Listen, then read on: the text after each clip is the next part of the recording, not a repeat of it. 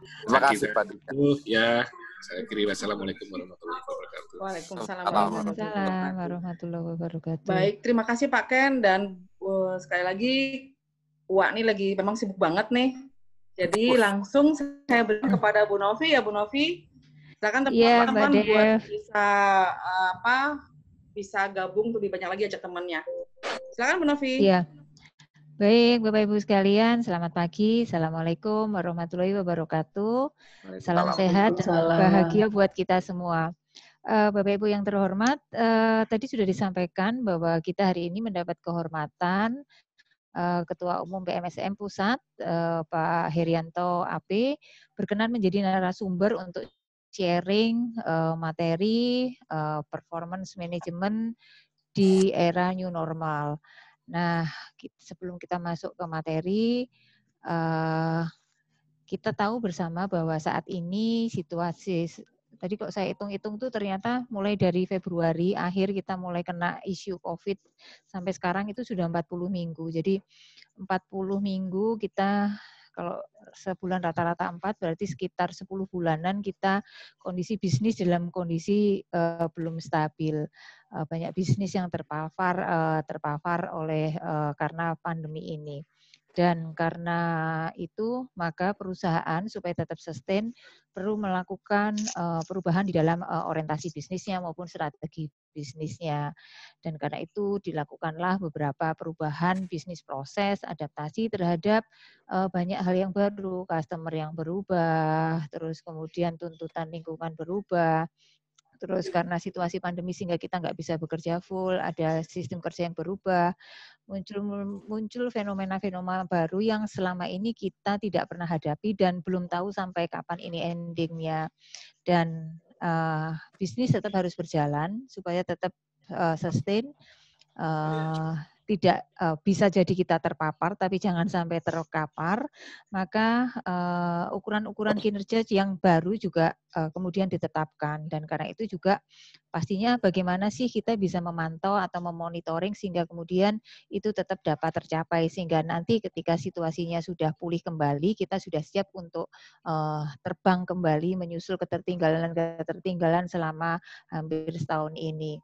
Dan karena itu pula maka ukuran karena tadi ukuran kinerja bisnisnya juga beralih orientasinya, ada perubahan, ada penyesuaian dan sebagainya, maka ukuran kinerja karyawan juga tentunya pasti harus disesuaikan. Dan karena itu maka pada kesempatan pagi ini kita akan mendapatkan insight dari Pak Herianto Agung Putra.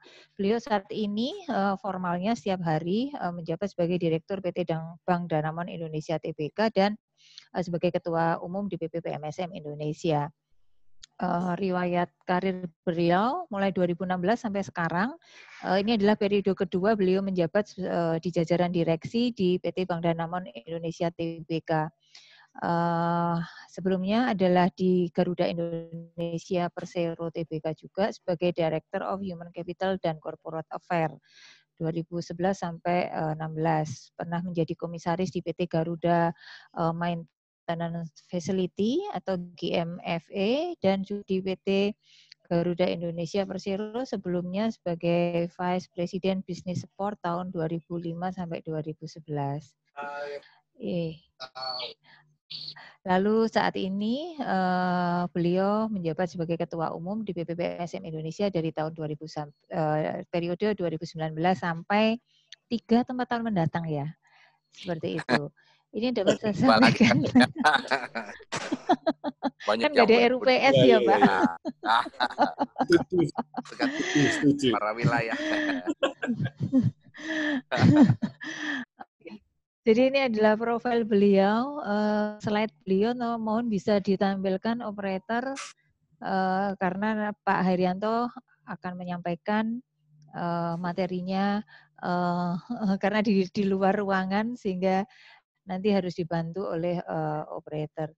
Itu yang dapat saya sampaikan pengantar kepada beliau, kepada Pak Herianto, kami persilakan. Oke, makasih Mbak Novi. Udah ya keluar ya? Oke, ini udah kelihatan. Oke. Udah. Terima kasih teman-teman dari PMSM Jawa Timur. Saya appreciate sekali di hatinya masih punya semangat gitu ya, di event di weekend itu masih tetap jalan, masih berusaha untuk bagaimana bergairah untuk mendapatkan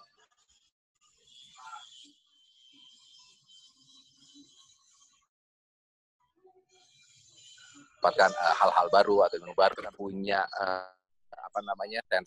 eksternal, namanya eksternal fokus. Kemudian kita hanya merasakan bahwa apa yang kita miliki itu adalah sesuatu yang sudah cukup ataupun itu sudah bagus gitu. Itu yang selalu saya bangun di diri saya juga, sehingga kita ter-challenge terus untuk terus berusaha mendapatkan hal-hal baru, mendapatkan informasi-informasi baru.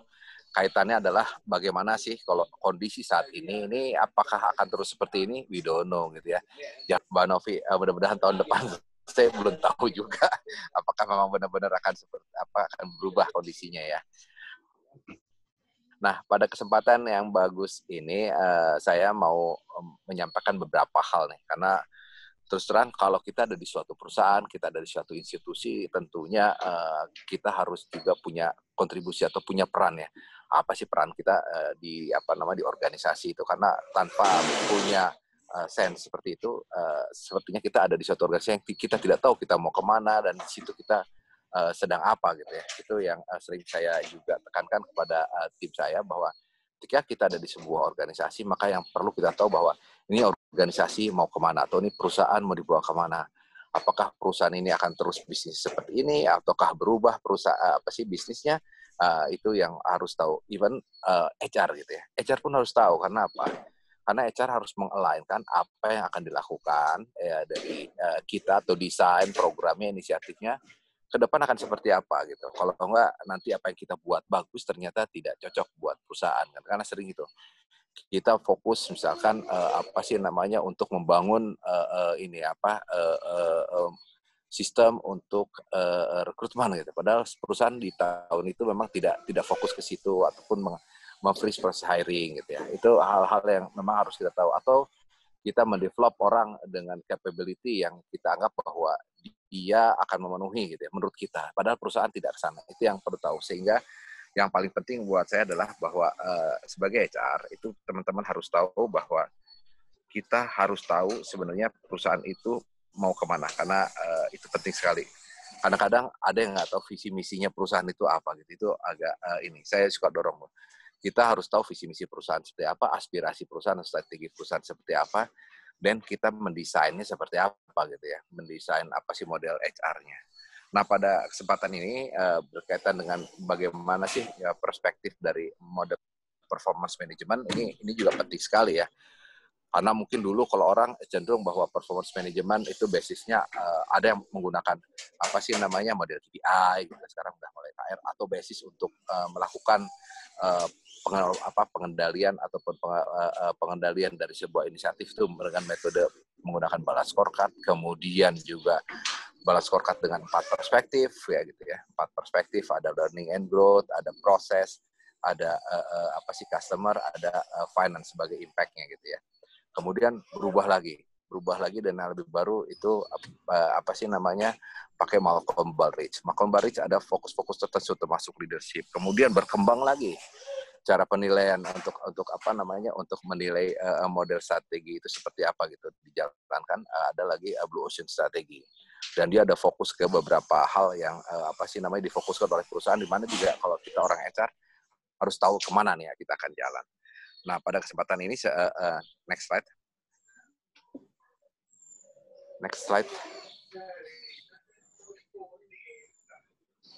Oke. Nih, saya sebenarnya kasih gambar ini hanya untuk menginspire dulu nih teman-teman. Ya, biar tahu dulu kalau kita kenapa saya tampilkan ini, karena kita tahu ya. Kita itu sebuah organisasi itu menjadi sebuah idaman. Karena apa? Karena keberhasilan mereka. Kita tahu ada Samsung ya. Kita tahu Samsung itu dibangun dari tahun 1938 dan sampai saat ini ada. Bicara produknya dari perusahaan itu apakah sama? Belum tentu ya.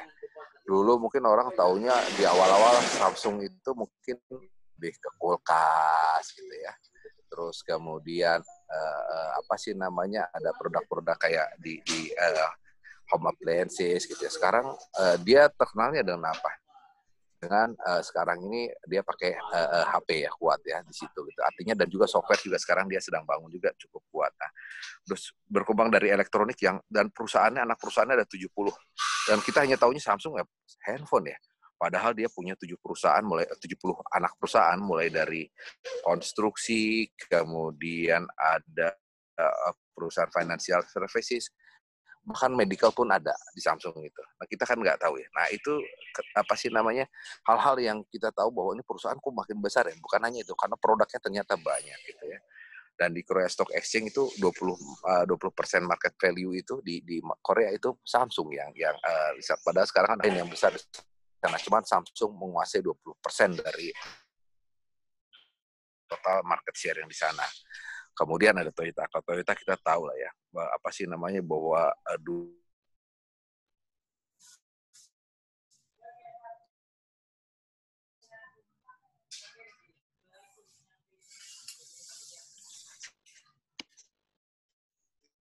dulunya ada merupakan capture ya, baik produksi volume ya, karena jangan kan dilihat kemana itu Walmart ini kalau kita tahu dia tahun 62 ya, ada sampai saat ini, dan sejak 988 itu termasuk most profitable ini apa sih namanya perusahaan, karena perusahaan apapun jalan kalau dia tidak punya profit ataupun tidak punya apa sih namanya continuous growth atau sustainability growth, maka biasanya perusahaan itu juga apa sih namanya sunset gitu ya, dia decrease ininya. Nah, kemudian juga kalau kita lihat Microsoft kita tahu sekarang semua orang mana bisa nggak pakai Microsoft ya nggak? Mau bikin presentasi pakai Microsoft PowerPoint, mau nulis pakai Microsoft Word, menghitung atau membuat kalkulasi pakai Excel, dan bikin apa namanya ini apa namanya untuk monitor schedule kita dan juga email pakai Microsoft semua kita udah tergantung apa sih namanya selain word like the software gitu juga, dan dia terus tumbuh gitu. Even di pandemik ini kemarin juga PMSM dari Presiden Indonesia, dia tahu bahwa kondisi Microsoft itu tumbuh ininya apa secara organisasi ya, in terms of result-nya. Nah, tahun 2014 dia IPO yang terbesar sepanjang sejarah, dan tahun 2020 ini dia merupakan apa sih namanya termasuk 5 terbesar ya AI company itu apa kategorinya adalah 5 besar, dan online salesnya dan profitnya melebihi sales dan profit semua apa namanya perusahaan-perusahaan retail di AS kali. Walmart, Amazon, eBay itu kalah sama apa namanya di ini Alibaba. Apple kita tahu semua orang sekarang udah handphone Apple ada di mana-mana, sama hampir kayak Samsung gitu ya. Dan teknologinya pun dia terus berkembang. Tiap tahun keluar yang baru lagi. Tiap tahun ada keluar baru lagi gitu ya. Orang cenderung untuk membeli ketika ada yang baru. Kenapa? Itu barang yang tunggu-tunggu. Kenapa? Unik dia. Dia mempunyai differentiator dalam membuat sebuah produk ya. Kemudian Amazon kita tahu sekarang ini termasuk the largest ya apa sih internet company gitu ya. Dan juga by revenue dia juga termasuk the largest in the world gitu ya. Dan kalau dilihat employee-nya di dunia itu sampai dengan 2,2 juta orang di total employee-nya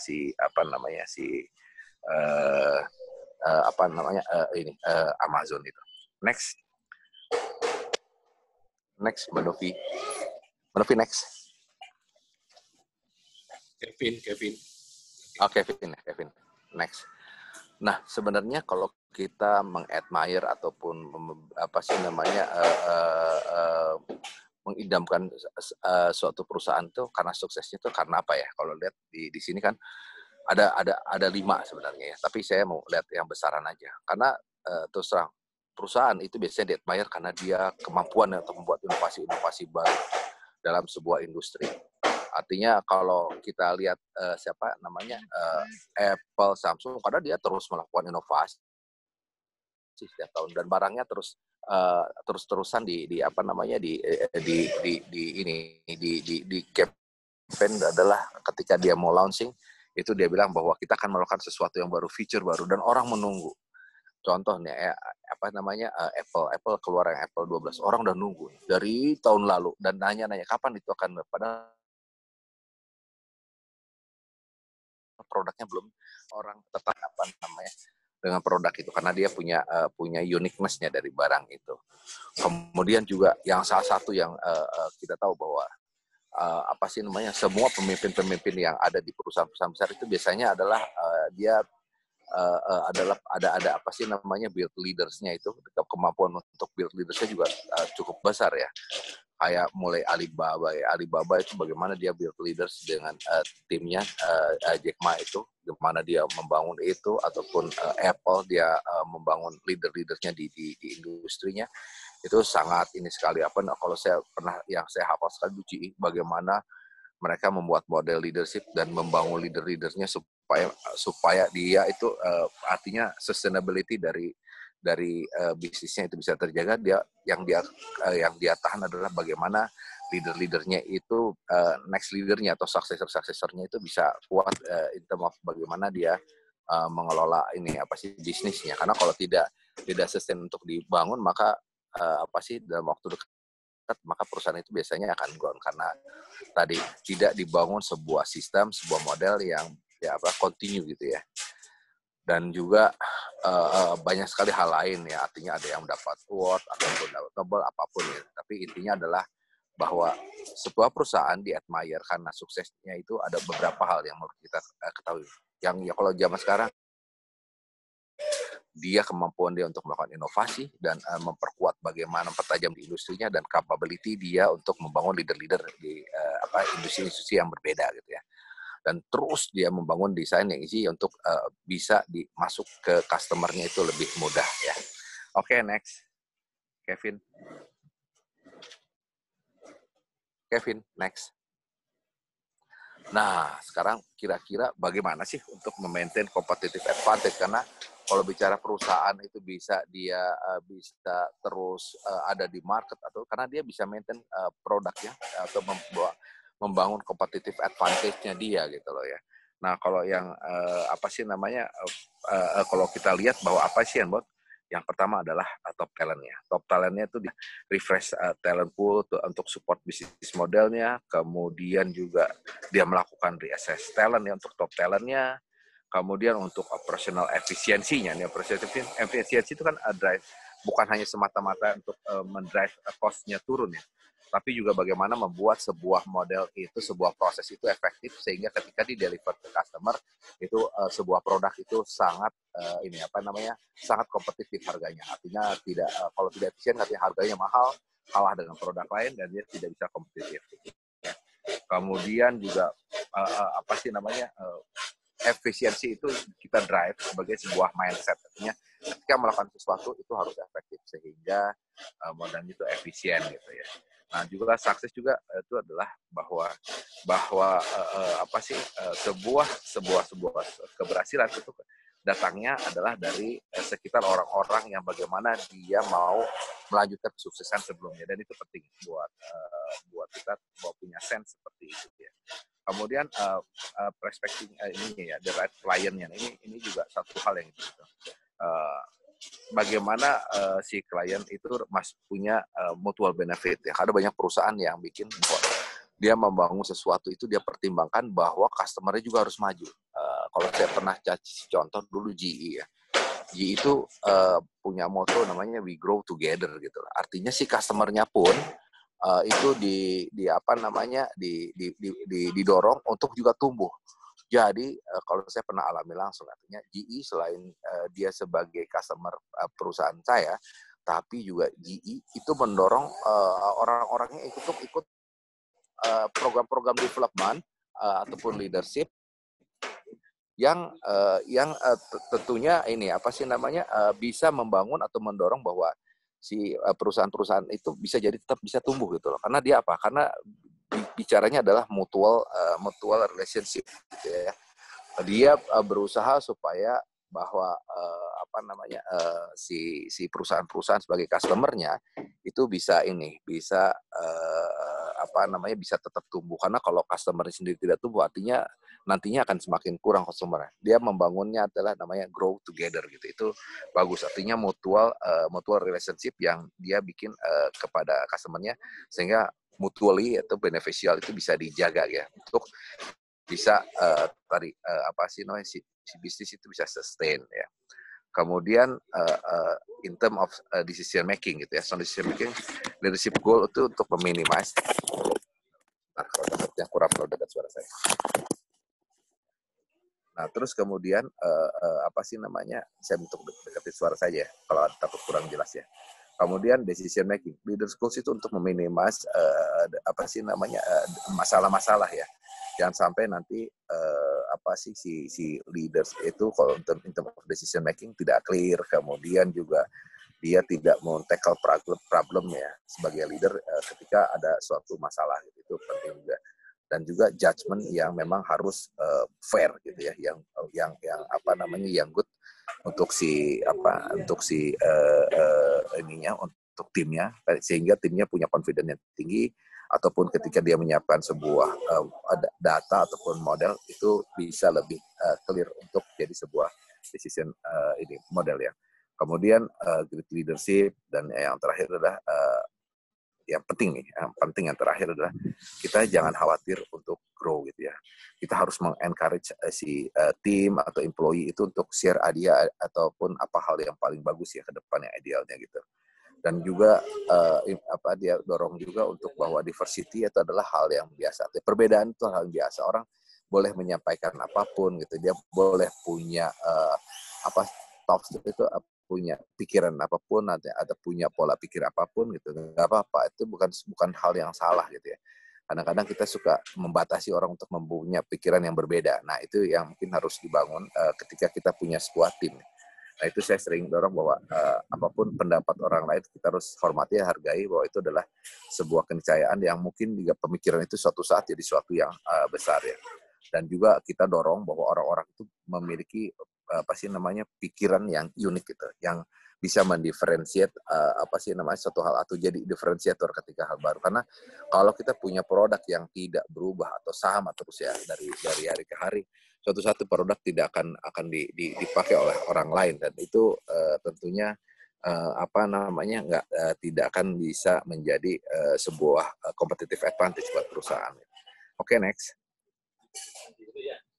Nah, kalau dari sini, jadi sebenarnya dalam sebuah organisasi, kalau yang kita lihat itu sebenarnya apa sih yang kita bisa lihat bahwa dia itu sebuah perform ya? Apa sih policy yang mereka punya, apa proses yang mereka lakukan seperti apa, dan bagaimana model activity yang dilakukan oleh sebuah organisasi. Ini penting sekali, karena dengan seperti ini maka kita tahu bahwa apa yang menjadi kekuatannya. Next. Nah, kalau next, Kevin next. Nah, kalau kita lihat nih, kita tahu nih selama bertahun-tahun organisasi kita cenderungnya orang apa sih organisasi, struktur gitu ya. Bukan, organisasi bukan struktur gitu ya. Organisasi adalah adalah sebuah set of role dan juga responsibility dan juga proses apa yang terjadi di sebuah organisasi, dan juga bagaimana dalam hierarki organisasi tersebut menjadi dasar untuk melakukan proses cascading ya, untuk proses reviewnya, dan juga bagaimana melakukan transformasi organisasi sebagai dasar untuk eksekusi sebuah strategi. Ini penting biar teman-teman juga punya sense untuk ke arah itu ya. Nah, saat ini struktur organisasi sudah tidak relevan lagi ya kalau digunakan sebagai dasar acuan. Dan untuk transformasi itu apa? Struktur organisasi. No, organisasi bisa dibikin seperti apa, itu adalah tools untuk bagaimana kita menggapai sebuah strategi. Karena bukan berarti kalau organisasi adalah sebuah struktur ya. Ini lebih kepada bagaimana membangun sebuah kemampuan atau bagaimana mencapai organisasi dengan tools yang kita buat di organisasi tersebut. Biasanya para manajer yang di organisasi itu biasanya harus bisa membantu mendesain organisasi, sehingga dia juga berperan untuk menentukan bagaimana suksesnya implementasi dari sebuah organisasi. Ini penting sekali nih buat teman-teman ketahui. Oke, next. Nah, kalau kita bicara organisasi punya competitiveness ya, atau punya keunggulan bersaing. Karena kalau bicara organisasi, jangan pernah berpikir bahwa organisasi itu tidak bersaing ya. Kemarin juga kita di apa namanya, di organisasi saya sendiri bilang kita ingin menjadi nomor sekian. Pertanyaan, apakah orang lain tidak ingin juga menjadi nomor sekian? Nah, itu yang harus kita pikirkan, karena kita tidak bisa berasumsi bahwa kalau kita ingin menjadi perusahaan nomor satu, apakah pasti dan menganggap orang lain tidak melakukan hal yang sama gitu. Sehingga yang kita lakukan adalah peningkatannya 1 step, while sebenarnya perusahaan lain melakukannya adalah 3 step gitu ya. Sehingga seolah-olah kita growth, seolah kita maju dengan 1 step, padahal kita ketinggalan 2 step. Itu yang sering terjadi. Karena ada orang bilang, wah saya sudah melakukan perubahan, saya sudah membuat hal-hal baru, dan saya rasa yang saya lakukan adalah sudah lebih maju. Tapi dia lupa bahwa ada organisasi lain yang melakukan hal yang lebih ekspansif atau agresif ya, sehingga kita ketinggalan gitu. Dan itu yang sering terjadi di asumsi-asumsi orang-orang ketika dia meran bahwa bagaimana membuat sebuah organisasi itu punya competitiveness ya. Karena kalau buat saya, yang saya selalu sampaikan kepada tim adalah bagaimana membangun competitiveness dibandingkan dengan perusahaan lain. Karena itu sangat kritikal sekali ketika kita punya mindset seperti itu. Jangan sampai nanti bahwa ketika ada di organisasi kita hanya menyalahkan ya sehari-hari aja. Yang menjalankan sehari-hari itu bisa berjalan dianggap bahwa itu sudah berhasil. No. Itu tidak, artinya kalau bicara berhasil adalah karena memang kita melakukan yang lebih besar dari orang lain. Nah, itu akan kita bisa leading dalam suatu industri atau membangun competitiveness. Nah, kalau di sini lihat di sini adalah capability merupakan sebuah kemampuan ataupun kesanggupan yang dimiliki ya. Capability itu bicara yang dimiliki oleh seseorang, dan tentunya harus di-develop dengan berbagai model, apakah dengan project lah, di assignment, ataupun dia melakukan aktivitas langsung, job assignment gitu ya. Kemudian training gitu kan, karena tidak bisa hanya satu sisi saja, karena itu common lah ya. Artinya orang tahu bahwa untuk membangun capability, maka orang juga selain dikasih tahu caranya juga melakukan ya. Kalau mungkin model bisnis sekarang kalau untuk membangun, orang ada bikin adalah simulator. Ketika keluar orang bisa ya. Simulator mobil, simulator pesawat, ketika orang sudah keluar dia belajar, dia jadi bisa. Bukan diajarin, training, dia dengerin, kemudian setelah selesai apakah dia bisa. Contohnya orang belajar mengemudi, dia diajarin di sebuah kelas, dikasih tahu cara mengemudi seperti apa, kemudian cara menghidupkan powernya seperti apa. Tapi ketika dia setelah selesai training, dia ternyata tidak bisa gitu. Kenapa? Karena dia belum melakukan. Yang perlu dibuat adalah bahwa orang itu bisa melakukan kan gitu. Orang di training ataupun di angkat capability supaya apa sih? Supaya bisa, bukan supaya tahu gitu ya. Itu yang perlu kita jadikan catatan gitu untuk di sebuah model biar lebih realistis. Why we develop someone gitu ya. Ekspektasinya bukan dia jadi pintar terus nggak melakukan apa-apa, tapi dia jadi pintar dan dia melakukan sesuatu untuk perusahaan. Nah, bicara capacity merupakan kekuatan ataupun daya tampung yang dimiliki seorang. Ibaratnya kalau capacity itu adalah kalau seorang pengangkat besi kira-kira ukuran ya. Ukuran itu ada ukuran ada ukuran liter, mililiter gitu. Nah, seberapa penuh kita bisa memenuhi atau menutup kapasitas yang ada di dalam sebuah sebuah dimensi gitu ya. Jika sudah tidak bisa diisi lagi, maka juga sama kayak manusia ya. Tentu ada batasannya gitu. Kita harus tahu apakah dia masih bisa di-stretch atau tidak gitu. Itu matters ya buat semuanya. Nah, kombinasi antara capability dan capacity yang dimiliki oleh seorang itu akan menghasilkan sebuah performance ya.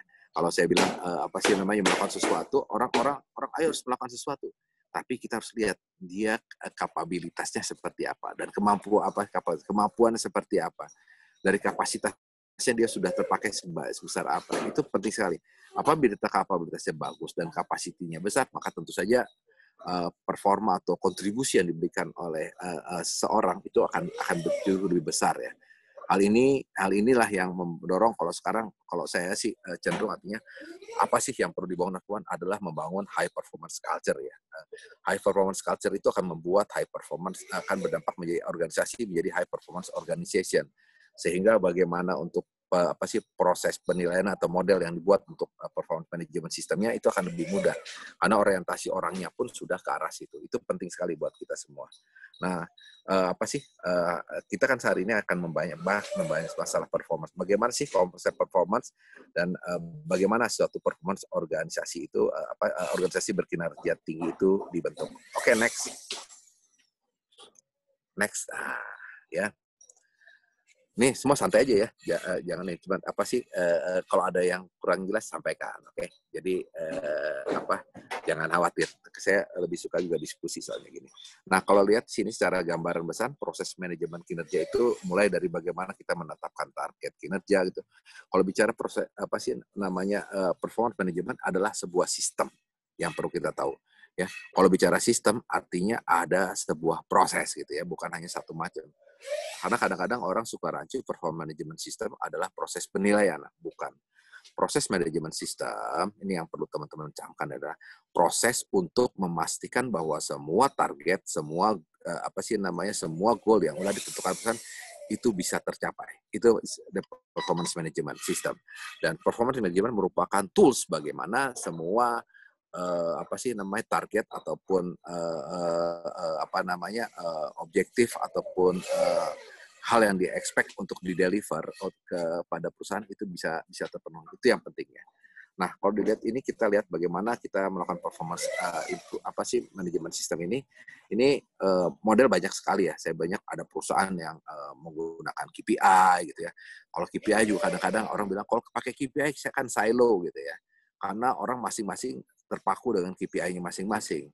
Ada sekarang model agile model. Orang tidak lagi terkotak-kotak, tapi modelnya adalah lebih lintas fungsi, lebih dinamis gitu ya.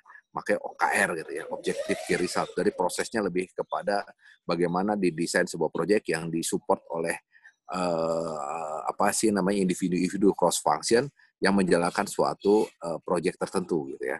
Berarti kalau misalkan ada suatu proyek, contohnya ada proyek high performance culture, tapi anggotanya bukan orang HR, tapi terdiri dari orang financial, ada orang risk, ada orang operation atau apapun, yang jelas tujuannya adalah bagaimana membangun sebuah atau menggapai sebuah proyek atau mendeliver sebuah proyek atau mengachieve sebuah proyek itu supaya jadi sebuah deliverable. Itu harusnya orang yang ada di organisasi gitu. Karena kadang-kadang kita masih terpaku, saya orang HR, saya orang keuangan.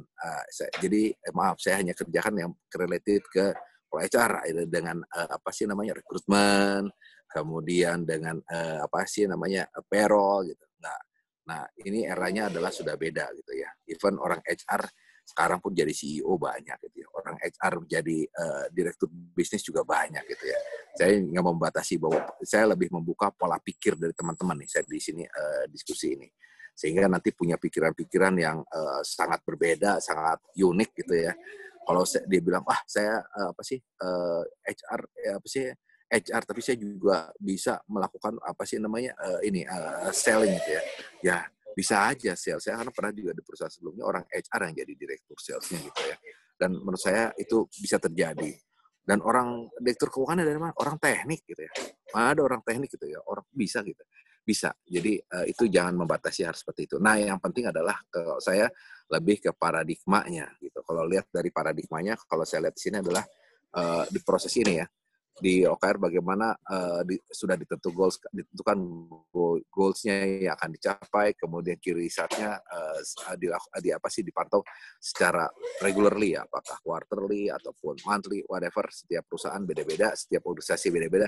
Yang penting itu dilakukan monitoring atau tracking secara berkala dan berkesinambungan. Anda jangan sampai nanti sekarang iya, bulan depan enggak gitu ya. Nah, yang perlu dilakukan adalah konsistensi bagaimana kita melakukan tracking dari sebuah sebuah target yang sudah ditentukan. Yang kadang-kadang orang suka lupa.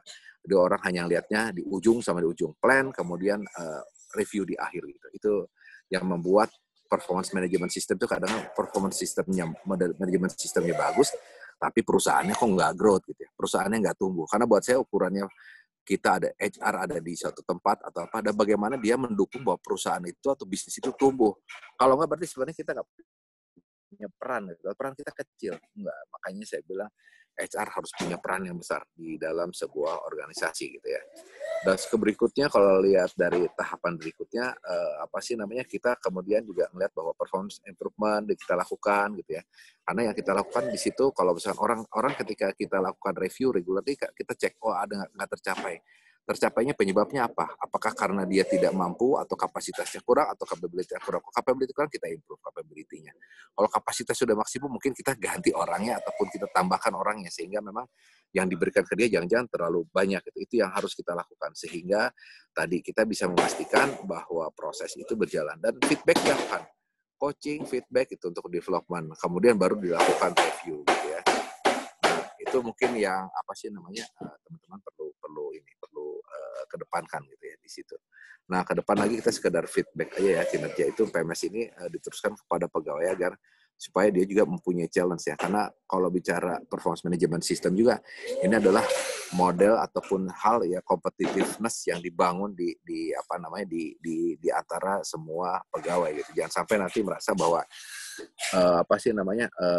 seorang itu ada di sebuah perusahaan hanya melakukan apa yang disuruh atau yang memang bisa hanya melakukan ini karena yang disuruh ini tidak. Dia harus tahu apa yang harus menjadi targetnya dia. Dan itu saya buat HR itu juga harus selalu tahu. Tahun ini target saya apa yang harus dilakukan, terus juga program-programnya apa yang perlu didorongnya. Itu mungkin perlu tahu. Dan terakhir adalah teknologi, konsep atau teknologi, pikiran-pikiran bagaimana menerapkannya, cara karyawan memahami konsep desain PMS itu menggunakannya adalah apabila ada value add buat mereka ataupun manajer perusahaan. Kita petik next, oke. Terus next, Kevin. Nah, performance management system sekarang ini sudah banyak yang shifting ya. Nah, kalau dilihat sih mulai dari yang tadi ownership-nya merupakan kebutuhan HR dan untuk monitor performance pegawai gitu. Karena kelihatan salary adjustment ataupun annual bonus yang biasanya di-expect dengan performance management system. Namun saat ini bisnis sudah mulai merasakan pentingnya performance management system. Jadi bukan hanya HR ya. Nah, juga performance review kita kenal dulu dilakukan hanya mid-year ataupun end-year. Mana bulan sekarang kita melakukan itu regularly supaya kita dapatkan feedback ketika itu sedang berjalan, bukan di akhir ya. Sehingga segala sesuatu masih bisa terkontrol. Kemudian performance review yang saat ini dilakukan adalah data pendukungnya hanya sistem sales, collection, dan segala macam.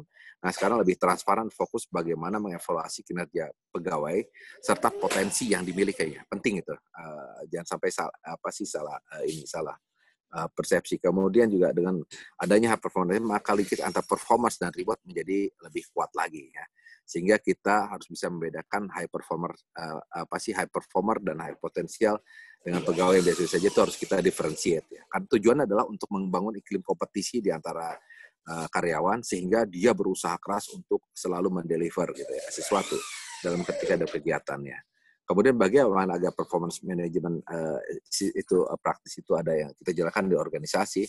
Yang pertama adalah objektif pegawai harus selalu dihubungkan dengan bisnis strategi. Ini penting sekali ya. Karena kalau tidak dihubungkan maka yang terjadi hanya seolah-olah kita membuat sesuatu yang tidak ada punya korelasi. Gitu. Seluruh tim harus aware bagaimana arahan bisnis akan berjalan, objektifnya apa, kemudian performance feedback-nya regular itu seperti apa, dan juga peran leader. Yang kedua, peran leader dan memberikan coaching dan feedback itu matters, karena itu penting sekali. Dan bagaimana komunikasinya itu punya pengaruh yang besar. Mungkin juga di sini tim HR yang lain ataupun teman-teman di sini cuma tahu itu. Tapi bagaimana kita merubah atau membuat paradigma seperti itu penting sekali dan itu harus bisa kita dorong mereka bisa menjalankan ini. Yang terakhir kita bedakan adalah kontribusi individu dan performance dan tim itu berdasarkan output yang dihasilkan ya. Value yang mereka tampilkan biasanya behavior dan digunakan dalam melakukan itu dalam bekerja itu tentunya akan berdampak kepada bagaimana reward yang diterima oleh seseorang ya. Sehingga itu dorongannya bahwa performance management itu adalah sesuatu yang membuat orang menjadi lebih termotivasi. Oke, next. Nah, ini sebenarnya gambar ini hanya prinsipalnya. Artinya prinsipal dari new performance management principle ya. Saya nggak akan jelaskan satu persatu, tapi saya juga teman-teman mungkin juga sebagian udah pada tahu ya. Yang tadi perubahan-perubahan yang ke dalam atau ke depan itu adalah goals-nya sekarang transparan. semua terintegrasi gitu. Apalagi dengan adanya pandemi, di mana cara kerja individual atau virtual itu menjadi sesuatu yang biasa, maka mobile apps pun akan sangat membantu bagaimana pegawai dan line manager juga melakukan sesuatu gitu. Dengan adanya apps juga evaluasi pun menjadi sesuatu yang sebenarnya lebih mudah dilakukan gitu ya. Dan PMS juga ke depan bukan hanya sekedar menggelar target ke rutin ataupun pekerjaan yang tapi lebih kepada pekerjaan yang memang menjadi challenge baru gitu. Sehingga tadi kalau didorong bahwa perusahaan itu mendorong competitiveness, maka itu akan bisa bisa berjalan seperti yang diharapkan gitu ya. Dan secara besar akan dilihat perbedaannya yang mendasar dalam model manajemen kinerja ke depan itu annual process menjadi continuous gitu ya. Beda nih ininya bahwa perubahannya sangat cepat. Strategi perusahaan harus tetap eksis dan sustain agar tetap di admire, maka proses PMS ini tidak bisa lagi menjadi proses yang yang rigid gitu ya. Nah, itu harus sangat fleksibel. Karena kalau tidak juga kita kan mungkin mempertimbangkan kalau ada suatu perusahaan yang turnover perusahaan karyawannya tinggi, kemudian attrition-nya tinggi, bagaimana dia mengatraksi meretain karyawannya supaya stay dengan tantangan-tantangan yang ada, itu juga suatu hal yang perlu kita pertimbangkan ya. Tadinya manager centric menjadi team centric karena berubah, di mana ke depan orang akan bekerja di tim-tim yang tadi kalau saya bilang model agile tadi ya, otomatis saling memberikan feedback atau untuk melakukan review-nya, dan juga dari kompetitif menjadi developmental itu, karena yang dibangun ke depan adalah bagaimana budaya kolaborasi dan development budaya salah satu yang penting. Dan bicara development, saya dorong terus bahwa setiap orang itu harus memikirkan development dirinya, jangan menunggu dari perusahaan gitu ya. Jadi kita yang beradaptasi dengan perusahaan gitu. Jangan si perusahaan kita menunggu perusahaan beradaptasi dengan kita. Itu yang sering saya canangkan. Jadi people has to adapt to the company, bukan company has to adapt to the people. Itu penting itu prinsipnya. Karir itu sebenarnya kan everyone can build their own career ya. Yang tadi saya bilang orang HR bisa jadi CEO bisa karena dia memang build karir ke arah sana gitu. Untuk build karir ke arah sana maka dia membangun dirinya, membangun capability-nya, dan itu didorong karena di dalam mindset-nya bahwa dia harus tahu bahwa saya harus membangun diri saya harus meningkatkan capability saya. Itu adalah contoh-contoh karakter atau perilaku yang menurut saya ke depan itu sangat dibutuhkan di dalam sebuah organisasi ya, untuk orang-orangnya. Dan juga kalau tadi modelnya lebih transparan dari single rating ke multi rating karena teknologi ya, model teknologi sekarang jadi berubah lebih objektif dan lebih fair gitu ya. Itu yang membuat modelnya akan lebih ini. Next Kevin. Nah, kalau di conceptual framework-nya ini performance management ini erat kaitkan dengan high performance organization, karena high performance itu kan suatu konsep organisasi ya, yang terus-menerus menghasilkan performance. Nah, kita harus itu kan adalah tadi kita walaupun HR tapi kita harus punya sense bahwa perusahaan ini tumbuh atau tidak. Jangan sampai bahkan HR ya, saya ngerjain HR itu sih nggak tahu itu urusan orang bisnis, tidak. Kita juga harus tahu bahwa bagaimana perusahaan ini tumbuh, bagaimana perusahaan ini bisnisnya ke depan, dan juga sekarang seperti apa, lawan kita seperti apa. Saya bangun di tim HR adalah punya pikiran seperti itu, sehingga dia punya sense bahwa sistem berfokus pada long term suksesnya si company, sehingga dia tahu sense of purpose di si company, itu penting. Namun secara paralel tapi tadi short term goal juga bisa jadi satu perhatian bagaimana kita bisa jalankan itu semuanya ya. Next Kevin. Nah, kalau untuk membangun high performance organization, karena tadi untuk kalau hanya bicara performance management sistemnya saja, tadi sudah saya kasih gambaran. Tapi yang saya mau dorong adalah bagaimana membangun organisasi yang berkinerja tinggi. Kalau untuk membangun organisasi yang tinggi ini sudah sewajarnya kita lihatnya memang dari atas ke bawah ya, dari leadership-nya. Nah, cara ampuh untuk membangun perubahan culture di memimpin itu adalah dengan membangun awareness gitu ya, membangun kesadaran yang tinggi, memiliki dan juga membawa model-model referensi kepada cara kerjanya, sehingga leadernya bisa, dan leadernya harus walk the talk ya. Walk the talk di sini adalah apa yang disampaikan itu apa yang dilakukan gitu ya. Itu bicaranya integrity, karena kalau bicara leader integritinya dipertanyakan, maka apapun modelnya itu juga akan berat. Terus kemudian organisasinya yang memang sustain dan high performance tidak dapat terbentuk dan terbentuk dengan perkumpulan orang-orang yang punya resilient yang tinggi gitu ya. kalau bicara bagaimana membuat sustain. Dan dibutuhkan skill-skill yang spesifik ya kalau dilihat dari sini. Kemudian apa saja sih yang dibuat orang supaya resilient?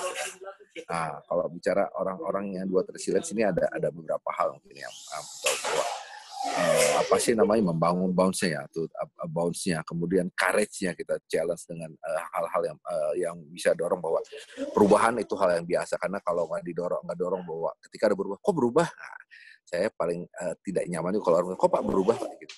Sesuatu itu mestinya berubah gitu. Jangan sesuatu itu didiamkan tidak berubah. Makanya di setiap tempat saya dorong bahwa dia harus melakukan business improvement setiap tahun. Kalau tidak artinya dia membuat bahwa apa yang ada sekarang dianggap sudah paling bagus. Padahal segala sesuatu itu berubah setiap masa gitu.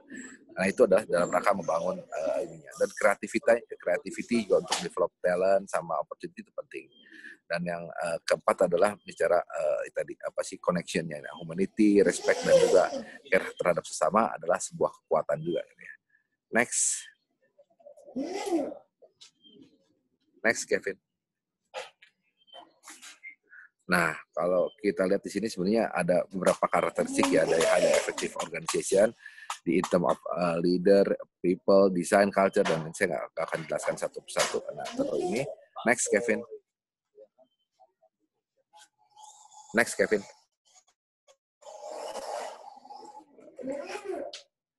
Oke.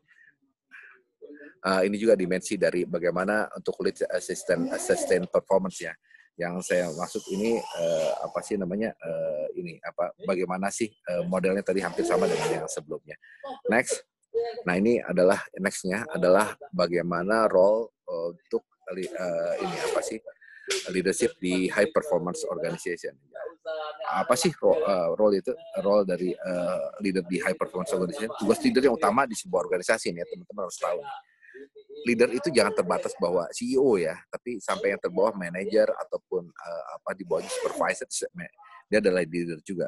Dalam sebuah organisasi dia adalah bagaimana semua leader bisa men-translate bagaimana visi perusahaan, misi perusahaan, kemudian values, kemudian code of conduct, even culture gitu, dan juga aspirasi atau strateginya ke semua jajaran yang ada di timnya, dan itu penting.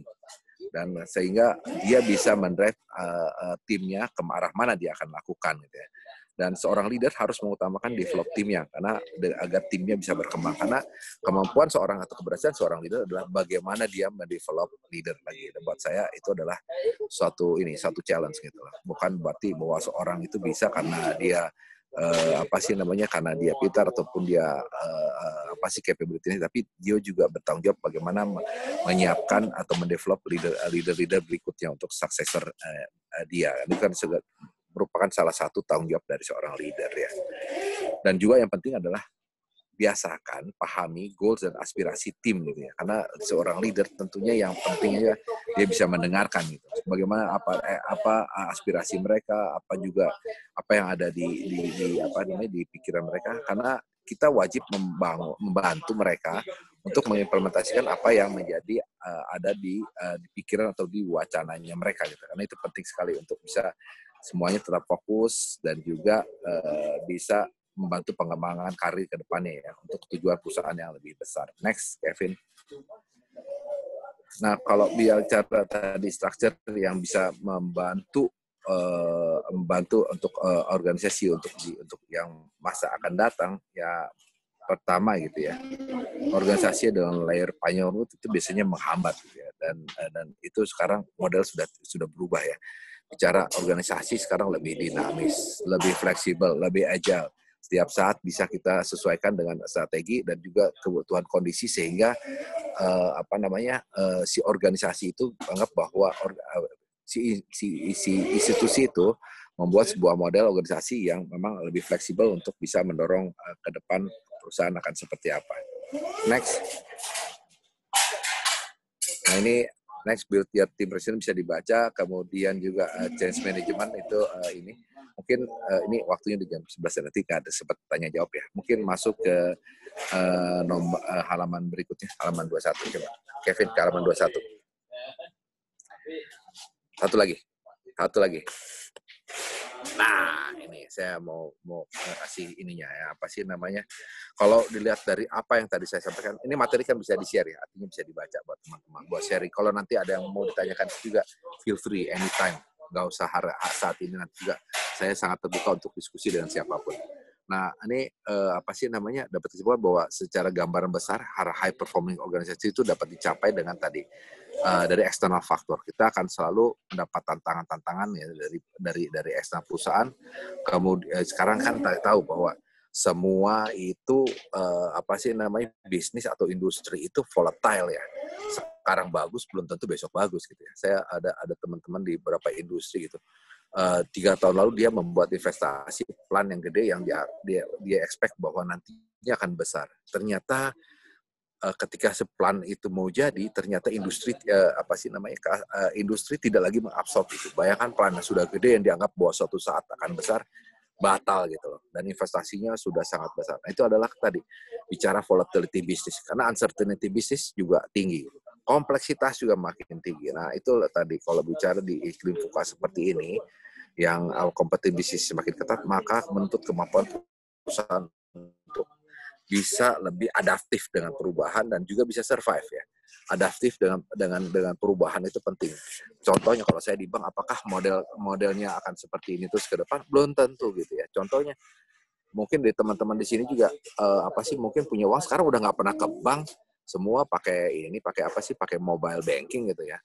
Transfer pakai mobile banking, bayar pakai mobile gitu ya, pakai e-wallet gitu ya. Dan semua juga udah berubah. Orang nggak datang lagi ke teller sekarang. Sekarang pekerjaan teller apa gitu ya? Nggak ada gitu ya.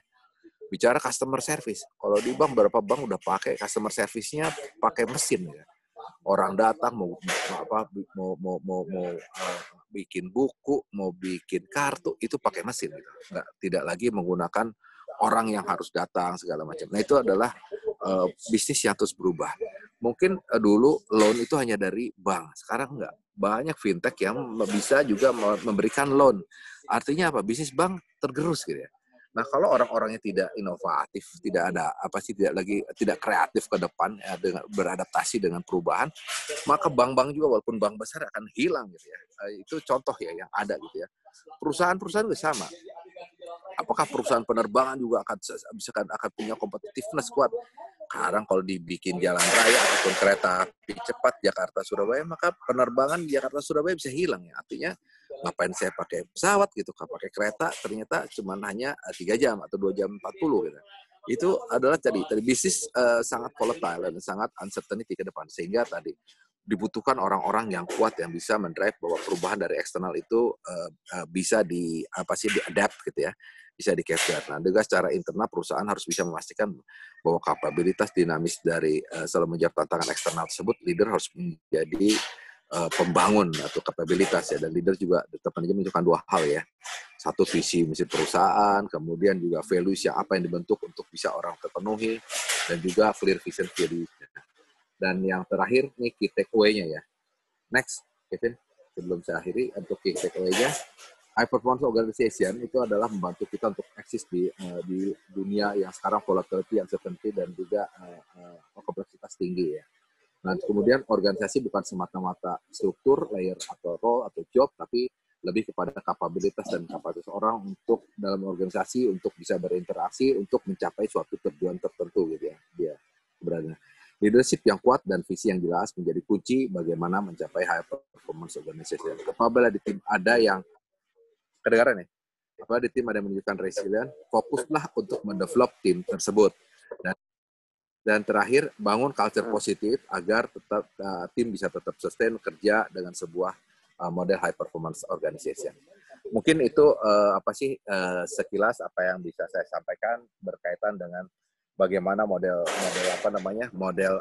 sistem manajemen kinerja dan bagaimana membangun karena kalau bicara manajemen kinerja saya tidak cukup tapi bagaimana membangun high performance organization, dan juga di sisi lain dibentuk atau didesain situasi bahwa culture high performance culture itu menjadi sebuah kekuatan di dalam perusahaan supaya perusahaan itu bisa tetap eksis, bisa tetap sustain.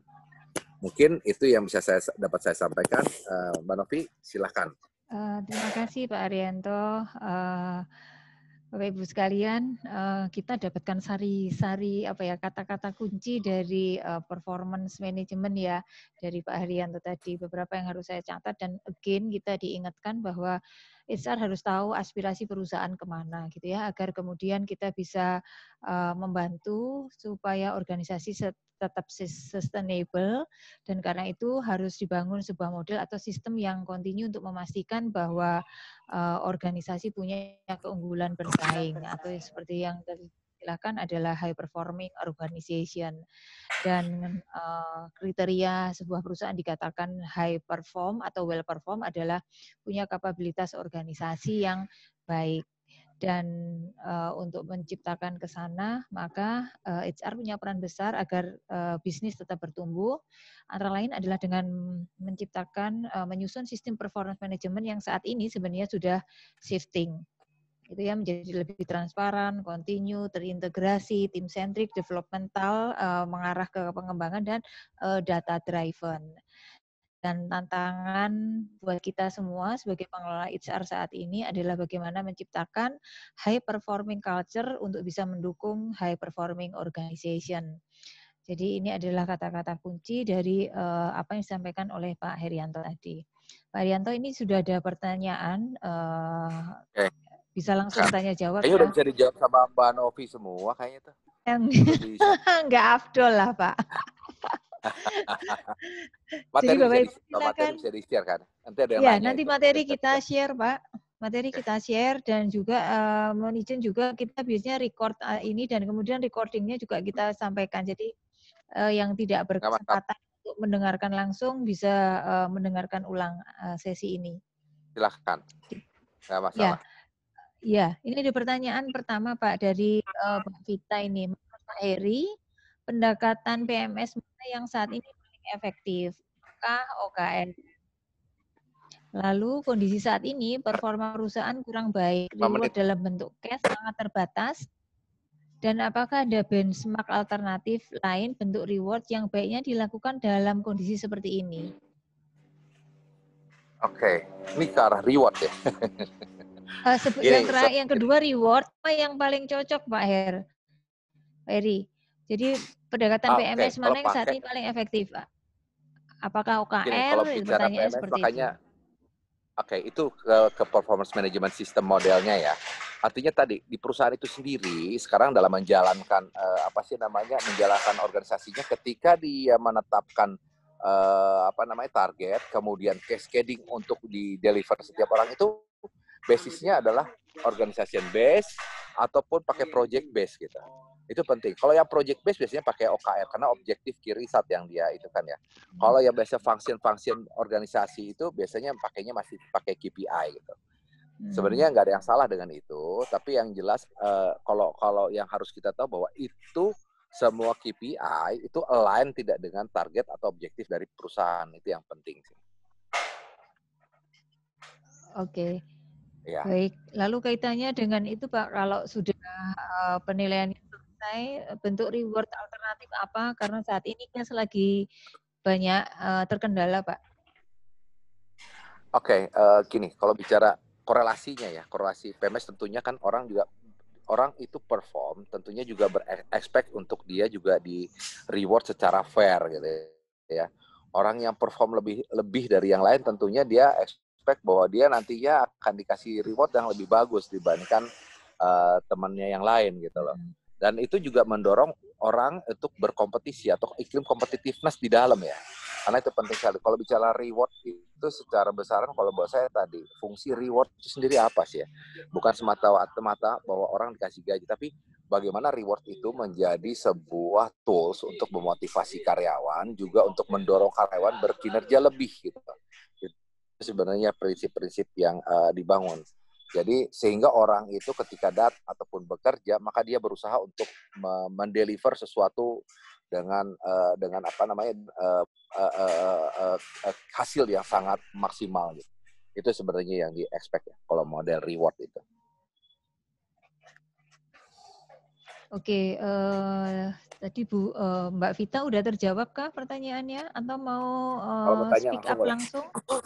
Ya, Bapak Ibu yang mau bertanya, monggo. Ini karena sudah sesi pertanyaan, bisa langsung raise hand. Nanti kita akan silakan dibuka mic-nya, langsung bertanya bisa. Bu Vita, untuk pertanyaan pertama tadi apakah sudah oke? Sudah terjawab? Sebenarnya sih terima kasih Mbak Novi, Pak Heri. Mohon maaf ini nggak nyalain video. Nggak apa-apa. Soalnya ada kedap lagi ya Pak. Dapurnya agak berat. Nah, jadi intinya gini, paham sekali yang dimaksud dengan Pak Heri. Cuman kita itu pada organisasi akibat pandemi ini memang performance management system yang kita buat masih pakai KPI begitu ya. Tapi kita sangat agile dengan target pertama. Yang kedua, bagus tuh, bagus. Ya targetnya itu ya 8 bulan 9 bulan ini getting worse ya, karena memang kondisi kami di properti Pak Heri itu terimbas, apalagi mall, kemudian hotel gitu ya, itu kemarin kita kena banget gitu. Nah di situ tuh performance management system yang sudah kita build itu otomatis tidak bisa significantly menilai performer orang gitu karena karyawan, karena related pada target mereka itu waduh jauh banget. Dari awal target akhirnya kami ada revisi budget, revisi lagi itu pun jauh itu. Dan PSBB ini kan kemudian on off gitu ya, itu membuat situasi itu juga makin unpredictable gitu.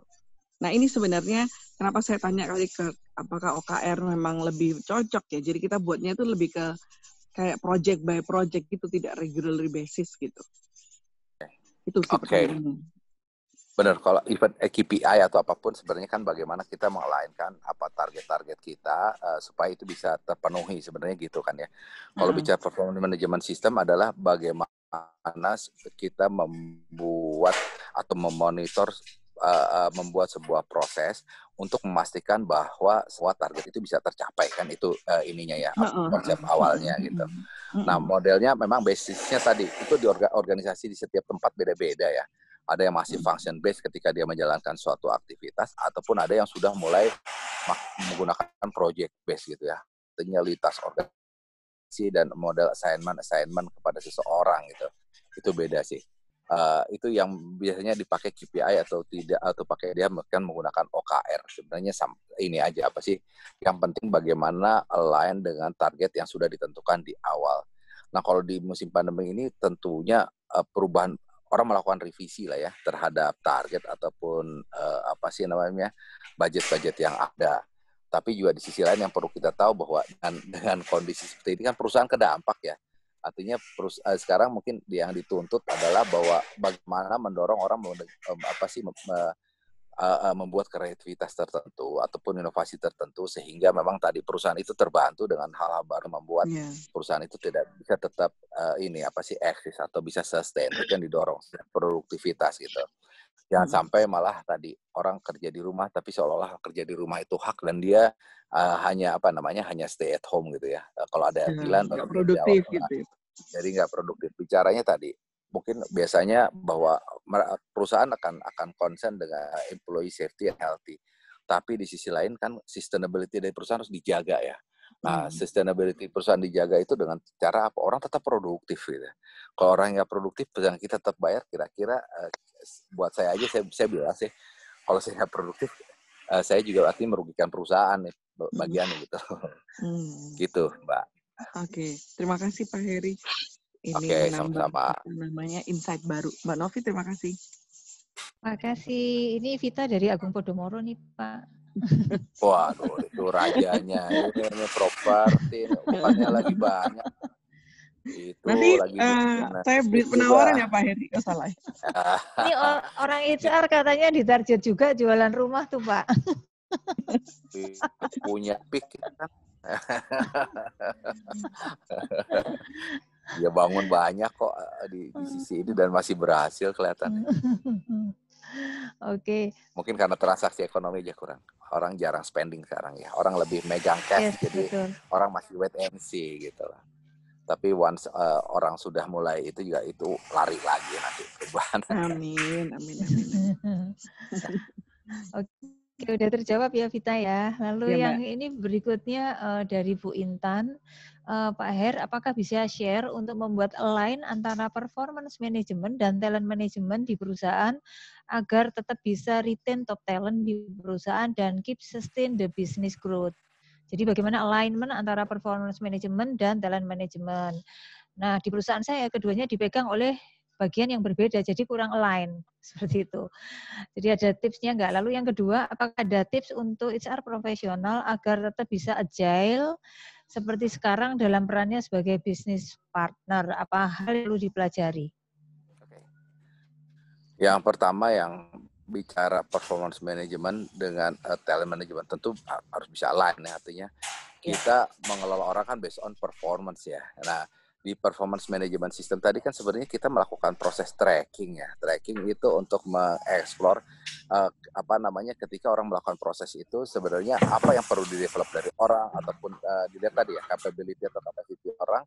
Kemudian juga dari situ kita tahu nih sebenarnya apa sih dari kapasitasnya dia apa yang perlu kita optimalkan, kemudian in term of capability apa yang kita perlu develop ya. Nah, kalau bicara berkaitan dengan talent management tentunya kita tahu juga ya bahwa talent management itu kan bukan hanya mengelola bahwa dia akan menjadi apa gitu ya. Talent management itu mengelola mulai dari bagaimana mendevelop dia, kemudian bagaimana juga meretain dia, dan juga merong lebih punya kontribusi yang besar buat perusahaan gitu ya. Nah, itu tentunya punya korelasi gitu loh. Biasanya memang benar di satu tempat sih kalau di beberapa ya. Tapi nggak tahu mungkin kalau ada yang memisahkan mungkin juga punya strategi lain ya. Saya nggak bisa menyalahkan mungkin mungkin supaya clear performance management dikelola benar bahwa dia memonitor kinerja dari organisasi, unit dan juga orang. Di sisi lain untuk mengelola talent ya itu ada unit tersendiri mungkin yang fokus dia dari feedback dari input dari si PMS itu performance management system tadi lah yang kemudian jadi reference buat dia untuk melakukan pengelolaan si talent tadi, bagaimana mendevelopnya, bagaimana meretainnya, bagaimana menggroomnya, bagaimana mendorong dia supaya lebih perform gitu. Oke. Baik, jadi sebaiknya ada alignment. Lalu tadi itu tips agar HR tetap agile, Pak. Apa yang harus dipelajari? Ya. Kalau ini saya real aja, yang kita lakukan adalah HR. Kalau di saya ini tim HR misalkan gini, untuk kita pengembangan model talent acquisition gitu ya. Kan ada timnya. Nah, timnya itu bukan dari orang talent acquisition aja, tapi melibatkan orang business partner. Kita bikin project base dan yang tadi ada timnya bukan selalu orang dari talent acquisition gitu, tapi dari unit lain, apakah dari reward, apakah dari dari orang L&D, learning and development ataupun yang lain-lain. Itu ada program pengembangan LMS KMS misalkan ya, karena sekarang orang cenderung melakukan semua development by digital. Timnya bukan orang development, bukan orang learning and development, orang HRIS, ada orang talent management gitu ya. Semua kita ini kan banding. Jadi basisnya orang akan merasa bahwa yang didorong adalah orang merasa sebagai bagian dari perusahaan, bukan satu fungsi gitu ya. Karena kalau tadi itu silo, itu sebenarnya yang memang jadi penyakit orang ya. Kenapa sekarang perlu agile? Karena silo. Biasanya orang membatasi, oh maaf saya adalah kerjaan saya ini, reward. Jadi kalau ada urusan ini saya nggak tahu. Padahal dia punya capability lain. Dan itu sebenarnya juga menghambat karirnya dia. Karena nanti jangan-jangan seumur umur dia hanya bisanya reward gitu lah. Kalau dia dikasih cross function assignment, itu membuat dia juga secara kemampuan dia akan memiliki general knowledge gitu loh, nggak hanya terbatas pada satu. Dan mungkin juga jangan-jangan dia bisa lebih kuat di suatu hal tertentu yang sebelumnya kita anggap bahwa dia kuat di sini, ternyata dia punya kemampuan lain atau lebih yang tempat lain. Mungkin gitu ya Mbak ya. Oke, baik. Karena arahnya ke tim sentrik ya, sehingga kemudian dilakukan cara seperti tadi supaya nggak jadi silo gitu ya. Oke, Itu yang lalu membuat sebenarnya ya, perusahaan itu tidak fleksibel ataupun tidak agile gitu loh kalau sekarang ya, betul. sehingga sangat terbatas. Oke, Oke, lalu pertanyaan berikutnya ini itu ya lebih Mbak ke Novia. ini kayaknya ke compensation benefit. Ada 3 pertanyaan yang hampir sama dan juga ini pertanyaannya apakah performance management system bisa jalan tanpa reward? Terus bentuk apa namanya reward yang tidak cash itu apa saja alternatifnya? Itu bentuk lainnya seperti apa selain cash basis? Lalu kemudian ini tadi seperti saya sampaikan, ketika pemberian reward kepada karyawan harus memberikan reward apakah hanya berupa gaji, apakah bisa menggunakan bentuk reward yang lain. Monggo mungkin ini Pak Alma atau Pak Tabarani, Pak Teguh yang bertanya bisa open mic untuk tanya langsung ke Pak Daryanto. Pak Alma tadi saya lihat mau bicara, silakan. Selamat siang, Bu. Iya, silakan. Iya, saya Teguh. Oh, Teguh, monggo silakan Pak Teguh. Iya, saya bertanya. Kebetulan saya satu tim sama Bu Vita atasan saya. Oh gitu, oke. Gak masalah, mau belajar gak ada masalah, gak ada masalah. Iya, iya. Oke, Jadi, silakan Pak Teguh.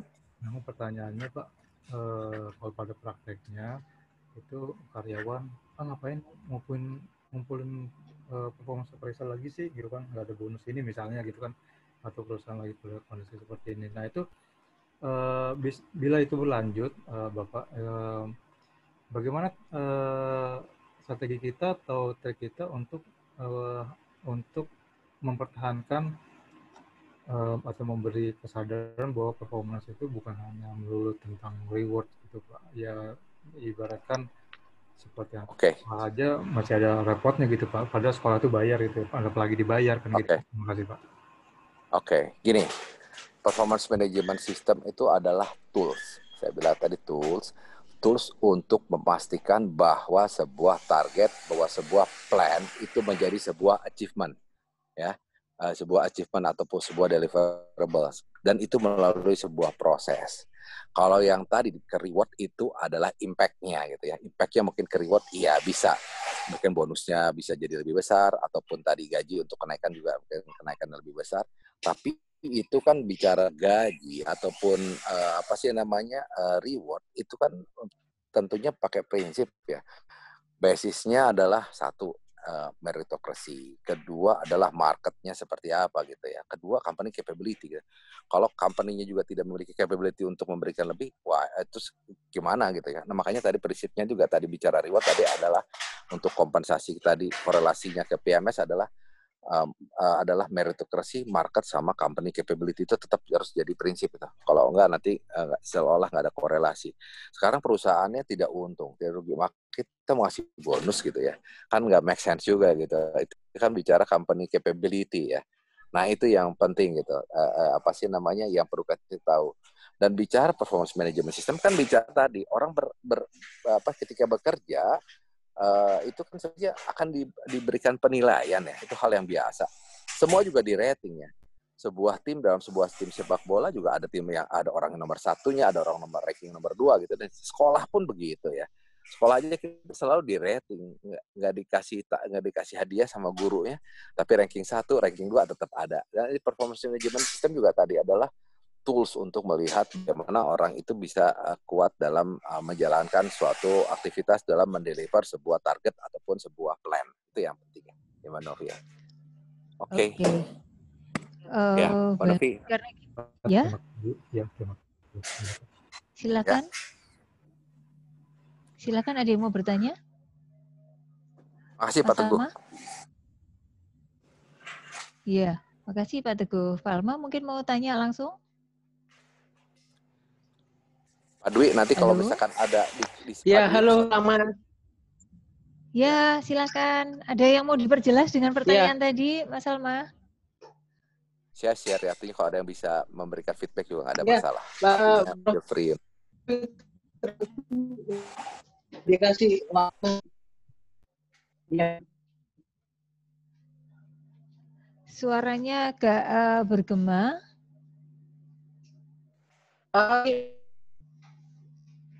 Suaranya putus.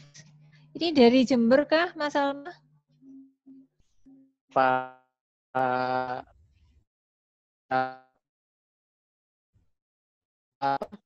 pihak bisa dengar suara saya?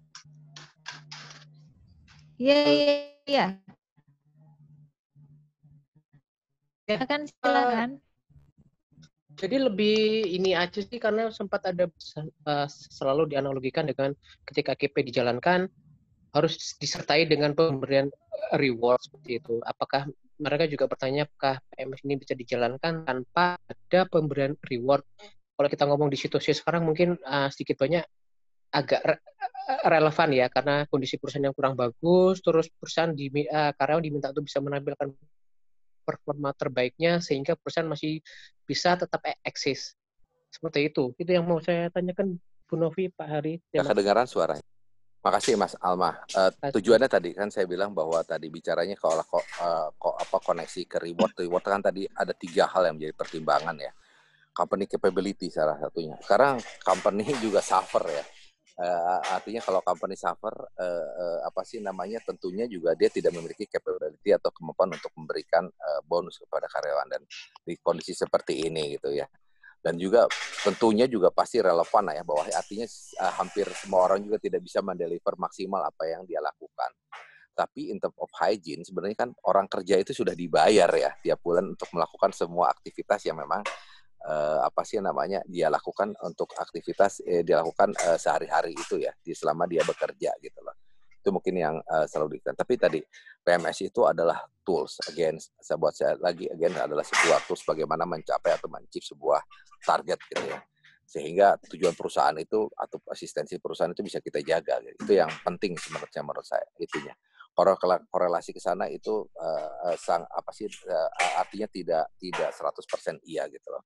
Mungkin someday ketika perusahaannya untung, mungkin itu dia atau tadi ya dia mendapatkan kesempatan untuk promosi lebih cepat dibandingkan yang lain karena performance-nya bagus. Kalau intern bukan dengan reward ya gitu ya, promosi ataupun dia dapatkan suatu posisi lain, dia tentunya possibility-nya buat dia lebih tinggi dibandingkan orang yang performanya lebih rendah dibandingkan yang lain. Banyak sekali korelasinya. Oke, jadi sebenarnya intinya adalah kemampuan kita sebagai HR untuk tetap mengkomunikasikan ya Pak Heri ya, karena tadi itu sekali lagi PMS adalah sebuah tools di mana toolsnya tujuannya bukan hanya ujung-ujungnya ke reward gitu ya, bahwa untuk pengembangan, untuk tetap mengetahui siapakah misalnya dalam situasi seperti sekarang ini yang mereka yang tetap bisa sustain, tetap jaga semangat, tetap mau mencurahkan effort yang maksimal untuk perusahaan, seperti itu. Sehingga kemudian kita bisa melihat kapasitas, kompetensi dari masing-masing orang dan kontribusinya terhadap perusahaan. Seperti itu. Dan kalau misalnya udah bisa jelas. Betul. Enggak, ini saya meng-highlight yang disampaikan Bapak karena pertanyaannya ini dari beberapa pertanyaan ini sama kan, seperti itu.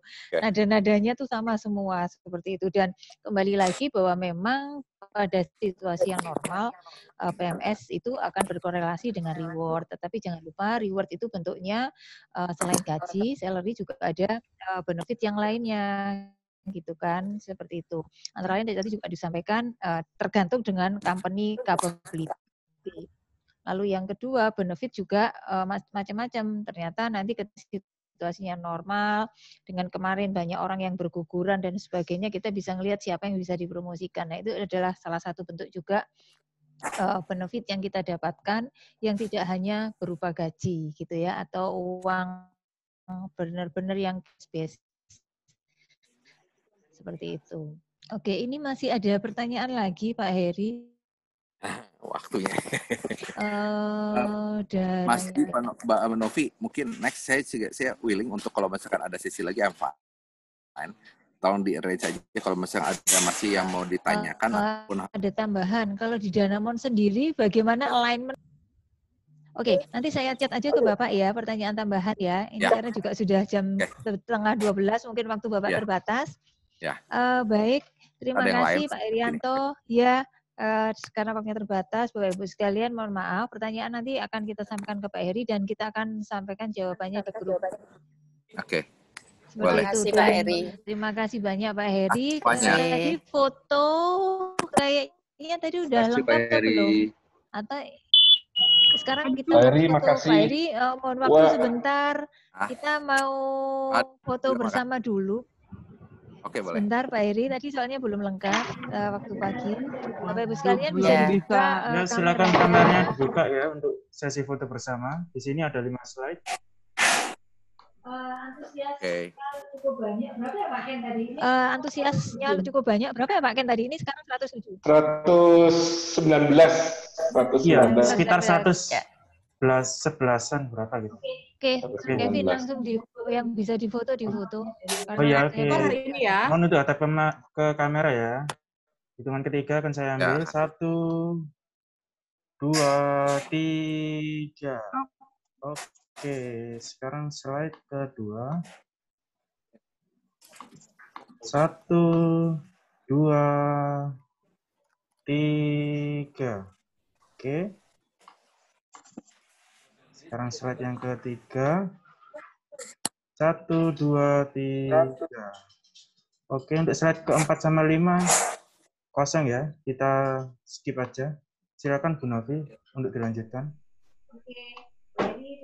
Oke, Pak Edi, terima kasih banyak, insightful dan sudah meluangkan waktu di hari Terima kasih rekan-rekan semuanya. olahraga semua. Terima kasih Pak Ken doanya. Siap, Pak Pak Heri. Edi, terima kasih banyak. Anytime kalau misalkan diperlukan lagi, info aja ya. Iya, baik. Apa sih? Ya, nanti kalau saya ke Jakarta mampir. Harus mampir. Siap, Pak. Bapak Ibu. Oke, makasih. Ya, makasih. Assalamualaikum. Sukses buat Bapak. Bapak Ibu sekalian, ini kami ada form feedback untuk feedback kita hari ini, dan bagi yang membutuhkan e-sertifikat nanti akan terkirim langsung setelah mengirimkan feedbacknya. Lalu jangan lupa di minggu yang akan datang kita masih akan punya sesi lagi bersama HRMT PMSM Jatim. Masih ada 2 minggu lagi di tanggal 12 Desember. Temanya adalah Top Skill Needed for Competitive Era oleh Pak Arnold Wardianto. Beliau adalah HR Director dari Samsung Electronics Indonesia. Dan di tanggal 19 Desember nanti sebelum akhir tahun, satu tema tentang salary restructuring for new working style. Kita sedang mengkonfirmasi Pak Erwin Muniruzaman dari Indosat Ooredoo untuk bersedia menjadi narasumber kita pada kesempatan yang akan datang. Bapak Ibu sekali lagi terima kasih banyak. Kalau dirasa manfaat bisa share arah ini kepada rekan-rekan yang lainnya supaya kemudian bisa mendapatkan manfaat juga dari acara-acara yang diselenggarakan oleh PMSM Jatim. Dan materi peserta serta link untuk recording akan kami bagikan ke grup WA untuk acara ini. Demikian dari saya, terima kasih banyak. Selamat berakhir pekan. Terima kasih Bu Novi, Pak Ken, teman-teman semua. Salam sehat selalu. Salam sehat semuanya. Sukses semuanya. Sukses ya, sehat. Sehat semua ya. Mohon izin pamit dulu ya. Terima kasih. Terima kasih Pak Ken, Bu Novi. Ya. Assalamualaikum. Assalamualaikum. Bu Novi.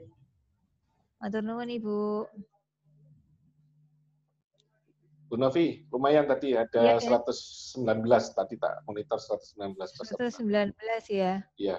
Oke. Untuk yang minggu depan nanti flyernya segera tak bikin. Iya. Terima kasih Bapak-bapak semuanya yang masih standby. Iya Pak Ken, terima kasih. Iya, yang masih standby. Oke, thank you. Pak Syuk. Suaranya. Oh, ada Bu Rusi tuh, Bu Rusi. Bu Rusi, apa kabar Bu Rusi? Lama nggak ketemu saya loh Bu Rusi.